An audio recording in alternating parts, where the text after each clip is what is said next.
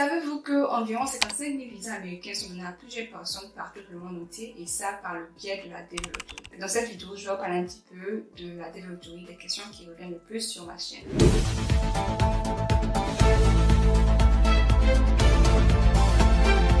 Bonjour à toutes et à tous, bienvenue sur ma chaîne. Moi, c'est Bibi. J'ai immigré aux États-Unis en 2015 et là, je fais des études de médecine. Sur cette chaîne-ci, je parle un petit peu de l'immigration et des études aux États-Unis. Donc, si ça vous intéresse, abonnez-vous, activez la cloche de notification pour ne rater aucune de mes vidéos.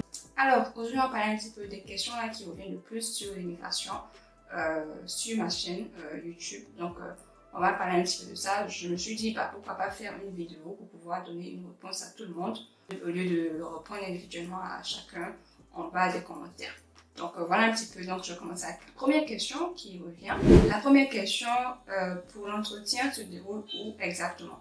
Est-ce au consulat américain de pays de résidence de la personne? Et si la personne a changé de pays au moment là où on a gagné? Donc je vais essayer de récapituler la question, de summarize. Donc la personne veut savoir si tu es obligé de passer ton interview dans ton pays d'origine ou bien si tu as voyagé, est-ce que tu peux passer l'interview dans le pays où tu te trouves?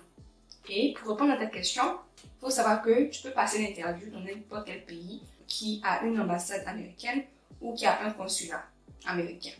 Ok? Donc, si par exemple tu es ivoirien et que tu as immigré au Canada ou tu as immigré en France et que tu as été sélectionné, que tu souhaites passer ton entretien en France, tu peux le faire. Ok? Tu peux rester en France. À condition que tu sois légal là-bas. Donc, si tu es parti là-bas sans papier, ça sera un petit peu compliqué pour toi. Ok, donc tu seras obligé dans ce cas-là de retourner dans ton pays pour passer ton interview. Mais si tu résides légalement au Canada ou en France, tu peux rester dans ces pays-là pour passer ton entretien, pour recevoir ton visa. Donc, à toi de voir, soit tu peux retourner ou soit tu peux rester dans le pays où tu te trouves. Alors, on continue avec la même personne qui demande est-ce que il est obligatoire de parler l'anglais?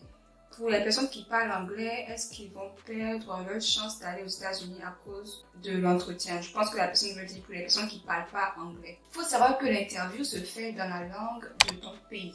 Donc, par exemple, si tu vis en Côte d'Ivoire, l'interview normalement se fera en français.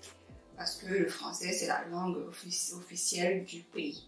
Maintenant, si tu es français et que tu as déménagé, je ne sais pas, dans un pays anglophone, ou si tu es ivoirien ou ivoirienne, tu as déménagé dans un pays anglophone, dans ce cas-là, tu seras obligé de faire l'entretien en français, à moins que l'ambassade américaine là ait quelqu'un qui parle français et que tu puisses demander à faire ton interview en français. Sinon, dans le cas contraire, ton interview sera en anglais. Donc voilà, maintenant si tu ne parles pas anglais, est-ce que ça va te disqualifier? Tout dépendra du consul et de comment est-ce qu'ils vont déterminer ton cas. Donc voilà un petit peu pour répondre à ta question.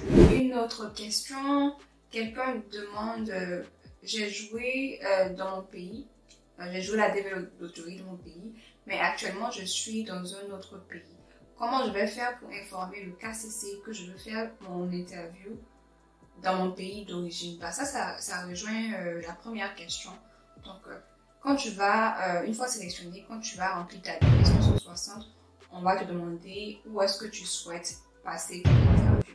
Donc, tu auras l'option de choisir sur la liste. Donc, normalement, si c'est ton pays d'origine, tu pourras laisser ça sur le pays d'origine. Maintenant, si tu veux changer de localisation pour passer l'interview, tu pourras également changer sur l'option qu'on te donnera. Donc là, c'est pas un problème. Et dernière question sur cette partie-là, quelqu'un qui dit dès qu'on est sélectionné, on remplit la DS 260 avant de payer les frais de visa ou bien avant de passer à l'interview ou c'est après l'interview. Ok, la personne ne comprend pas bien le processus en direct. Donc, pour répondre à ta question, les frais de visa, tu les payes après avoir rempli ta DS 260. La DS 260, elle est gratuite, on va le dire ainsi, parce qu'il n'y a pas de frais associés de façon directe quand tu remplis la DS 260. Ok, c'est une fois que tu l'as soumise au KCC et que tu es prêt maintenant à passer ton interview. Ok, une fois que tu as été programmé pour l'interview, le jour de l'interview à l'ambassade, c'est ce jour-là que tu devras payer les frais d'interview. Et les frais d'interview sont de 330 dollars américains. Donc 330 dollars. Donc l'ambassade te dira si tu peux payer directement en dollars ou si tu peux payer dans la monnaie du pays. Donc ils vont soit convertir en francs CFA si tu vis dans un pays qui utilise le franc CFA. Ils vont convertir en francs CFA pour te dire combien tu dois payer. Ou bien si tu peux payer en dollars, ça sera 330 dollars. Donc voilà un petit peu pour répondre à ta question. Et je vais voir, est-ce qu'il y a d'autres questions? Je pense que c'est tout. C'est tout pour ces différentes questions-là. J'ai voulu faire une vidéo pour pouvoir élucider tout le monde. Comme ça, vous aurez plus d'informations sur comment est-ce que la développerie se passe une fois sélectionnée. Donc voilà, merci d'avoir regardé cette vidéo-là et on se dit à la prochaine.